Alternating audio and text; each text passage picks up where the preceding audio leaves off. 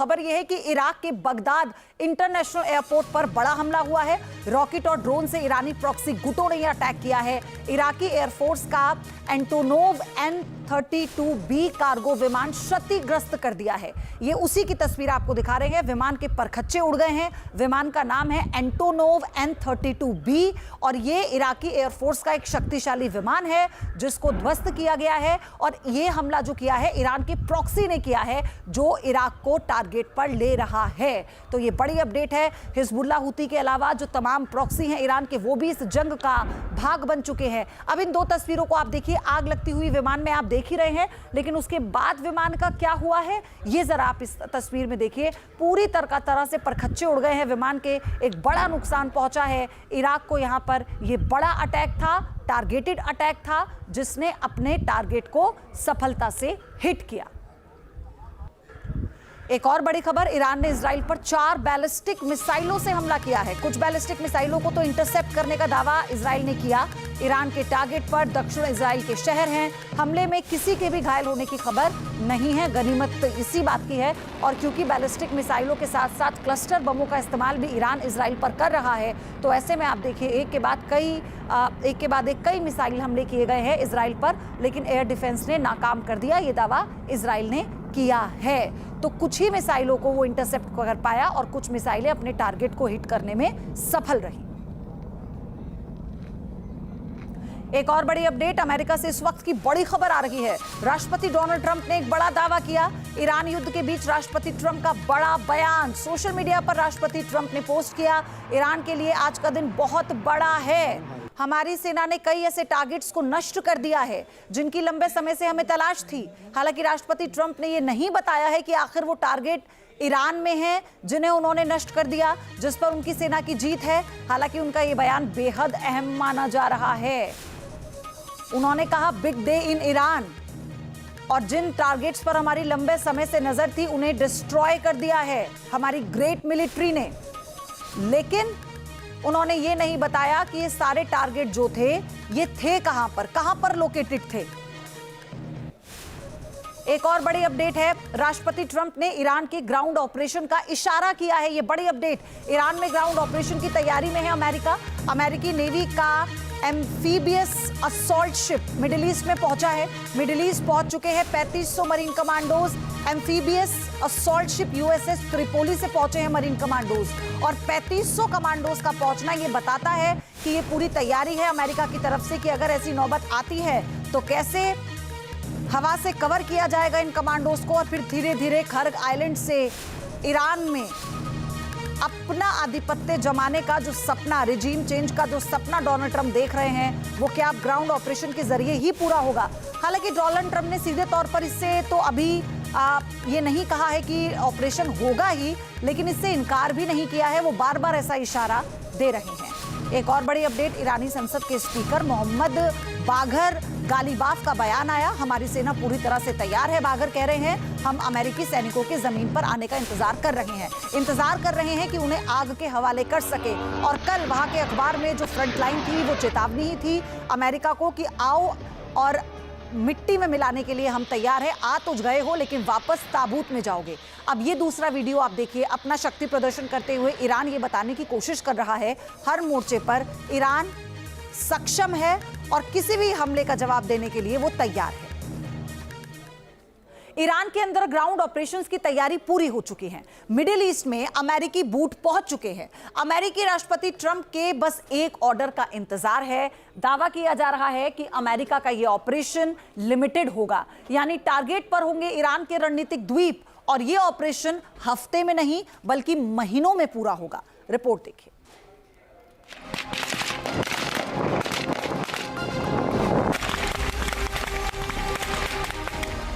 America की तैयारी पूरी, एक ऑर्डर और ईरान में घुस जाएंगे 3500 मरीन कमांडो।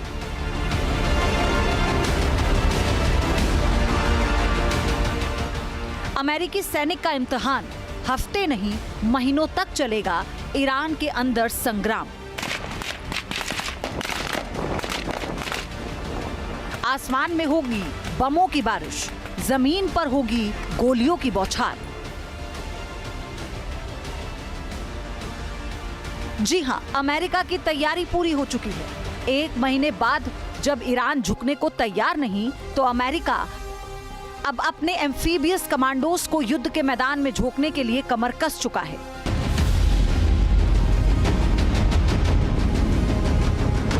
गल्फ न्यूज की एक रिपोर्ट के मुताबिक अमेरिका ने मिडिल ईस्ट में अपनी सैन्य मौजूदगी को कई गुना बढ़ाने का फैसला किया है।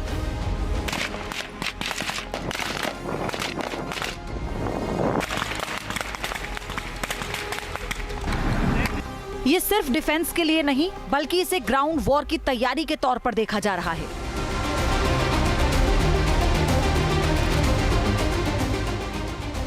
हजारों की संख्या में अतिरिक्त अमेरिकी सैनिकों को मिडिल ईस्ट के करीब ले जाया जा रहा है। उन्नत मिसाइल डिफेंस सिस्टम और बम वर्षक विमानों को रणनीतिक एयरबेसों पर तैनात किया गया है। अमेरिका सहयोगियों के साथ मिलकर यूनिफाइड कमांड के तहत रणनीति बना रहा है। शुरुआत हुई 27 मार्च से, जब मिडिल ईस्ट के गर्म पानी में एक नया शिकारी दाखिल हुआ, यूएसएस ट्रिपोली, जो महज एक जहाज नहीं बल्कि तैरता हुआ सैन्य अड्डा है। इस अड्डे पर मौजूद है ट्रिपोली एम्फीबियस रेडी ग्रुप।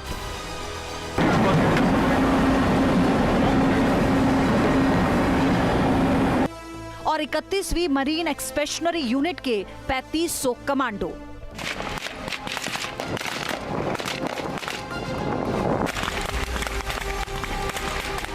ये वो योद्धा हैं जिन्हें जहाजों का शिकारी कहा जाता है। ये एक्सपीडिशनरी यूनिट्स हैं, यानी ये जल, थल और नभ तीनों जगहों पर एक साथ हमला करने में माहिर हैं। इन्हें महारत हासिल है चलते जहाजों पर कब्जा करने की, दुश्मनों के तटों पर अचानक लैंडिंग करने और बिजली की रफ्तार से द्वीपों को मुक्त कराने में। इनकी तैनाती का सीधा संदेश है कि अमेरिका हॉर्मुज को खुला रखने के लिए किसी भी हद तक जा सकता है। हॉर्मुज जहां से दुनिया का 20% तेल गुजरता है।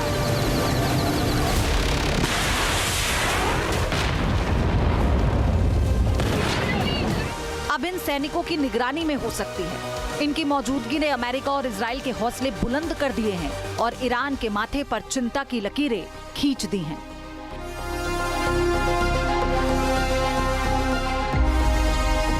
डेली मेल की एक्सक्लूसिव रिपोर्ट चौंकाने वाला खुलासा करती है। अमेरिका इस बार सिर्फ एयर स्ट्राइक तक सीमित नहीं रहेगा। अमेरिका की निगाहें लिमिटेड ग्राउंड ऑपरेशन पर हैं। रणनीति क्या है, इसे इस तरह से समझिए। ईरानी तटों पर अमेरिकी कमांडो का रेड करना, फारस की खाड़ी के रणनीतिक द्वीपों को अपने नियंत्रण में लेना, ईरान के मिसाइल लॉन्च पैड्स को तबाह करना। हालांकि ये पूरी तरह से फुल स्केल इन्वेजन नहीं होगा। अमेरिकी प्लानिंग के मुताबिक ये ऑपरेशन सीमित और टारगेटेड होगा, जिसमें स्पेशल फोर्स और इन्फेंट्री यूनिट्स शामिल होंगी। हजारों अमेरिकी सैनिकों को पहले ही मिडिल ईस्ट में भेजा जा चुका है। 3500 मरीन कमांडोज की तैनाती और अतिरिक्त फोर्स भेजने की तैयारी से साफ पता चलता है कि मिडिल ईस्ट में क्या होने वाला है।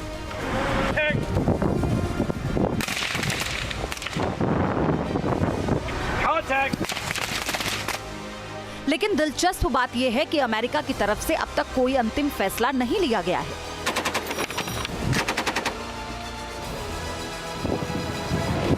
दावा है कि पेंटागन ने ईरान के भीतर ग्राउंड ऑपरेशन यानी जमीनी कार्रवाई के लिए पूरी डिटेल्स राष्ट्रपति को सौंप दी है। पश्चिमी मीडिया की एक रिपोर्ट में दावा किया गया कि इस हफ्ते की शुरुआत तक मिडिल ईस्ट में पर्याप्त जमीनी सेना की तैनाती पूरी हो जाएगी। अब सारा दारोमदार राष्ट्रपति के एक हस्ताक्षर पर है। अमेरिकी सेना ने तमाम विकल्प खुले रखे हैं। हालांकि वॉशिंगटन एक तरफ कूटनीति की बात कर रहा है, लेकिन समंदर और आसमान में युद्ध की तैयारी कुछ और ही कहानी बयां कर रही है। हालांकि 2 दिन पहले ही अमेरिकी विदेश मंत्री मार्को रूबियो ने साफ कर दिया कि राष्ट्रपति के पास ग्राउंड ऑपरेशन सिर्फ एक विकल्प की तरह होगा, जरूरी नहीं कि इसे लागू किया जाए। मतलब साफ है, ईरान के साथ बातचीत आगे बढ़ती है तब तक तो ठीक है, लेकिन जैसे ही बातचीत पटरी से उतरती है, अमेरिका के पास ग्राउंड ऑपरेशन का विकल्प होगा।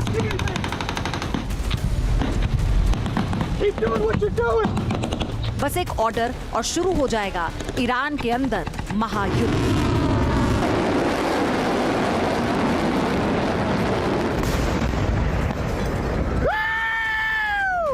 दरअसल अमेरिका का लक्ष्य है ईरान की मिसाइल क्षमता, ड्रोन नेटवर्क और सैन्य ढांचों को तबाह करना। लेकिन ये काम ग्राउंड ऑपरेशन के बिना मुमकिन नहीं है। जब ग्राउंड ऑपरेशन को हरी झंडी मिलेगी तो अमेरिकी कमांडो ईरान के द्वीपों की तरफ बढ़ेंगे।